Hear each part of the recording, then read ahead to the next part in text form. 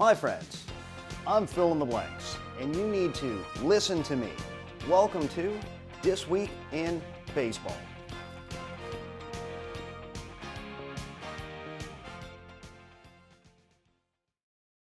We saw an exciting week 2 in the Cuban National Series.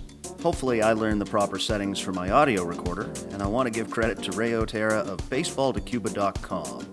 Head on over to his site for great writing in English and Spanish.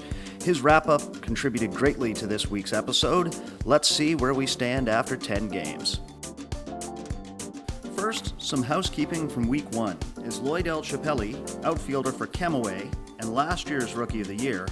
He's also a second-generation star, took home weekly MVP honors. He hit a robust .722, going 13 for 18 while scoring 6 runs and driving in 4. Vladimir Garcia of Ciego is my pitcher of the week. The former fireballer has been trying to work around decreased velocity for the past few years to mix results, but his 0.84 ERA and 5-1 K walk through his first 2 starts indicate that perhaps his transition is complete.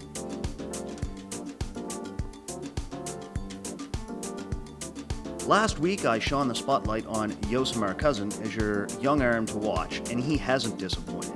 Going 7 solid innings in each of his first 2 starts, each win helping Camagüey to get off to a 6-3 start.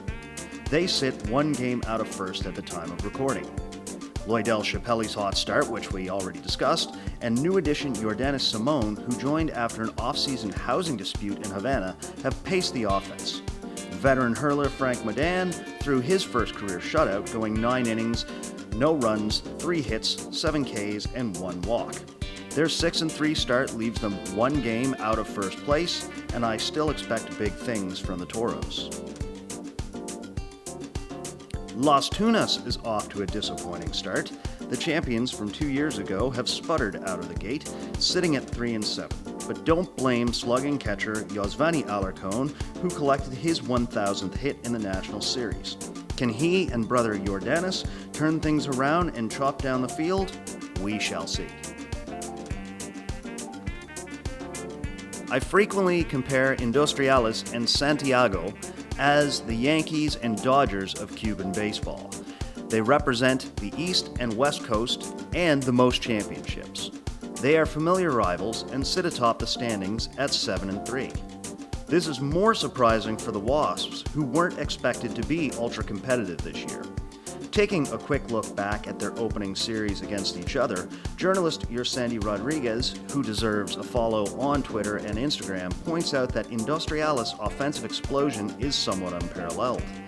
The Lions' 18 runs surpasses the team record 16 scored by them in February 1999. It should be noted the National Series does have a mercy rule to prevent massive blowouts. The Blues' 40 runs in the first 3 games also are a record, surpassing the 38 scored to start the season 9 years ago in the 51st National Series. Camagüey, there they are again, and Mayabekwe slugged it out to a 1917 final. I'm told they were actually playing baseball and not softball. Gallo's outfielder, Frederick Cepeda, a player many consider to be the most clutch hitter of his generation, figures to be a veteran cog for a young upstart Sancti Spiritus squad, who, although it is too early to talk playoffs, sit in the last spot at 6-4, again, just 1 game out of first place. This is also thanks to Cepeda, who this week became the first switch hitter in National Series history to drive in as many as 1,200 RBIs. Mi nombre es Frederick Cepeda, jugador de Santi Espíritu, ahora con Industriales. Feelings de blank, number 1. Friday is a travel day in the National Series, but a big weekend abounds. And after 10 games, it's a veritable dead heat, with 8 teams within 1 game of first place, while last place, La Isla, at 2-8, is perhaps the only squad 1 winning streak away from disrupting the ledger. What games or players will you have your eyes on in the coming week? Let me hear all about it in the comments.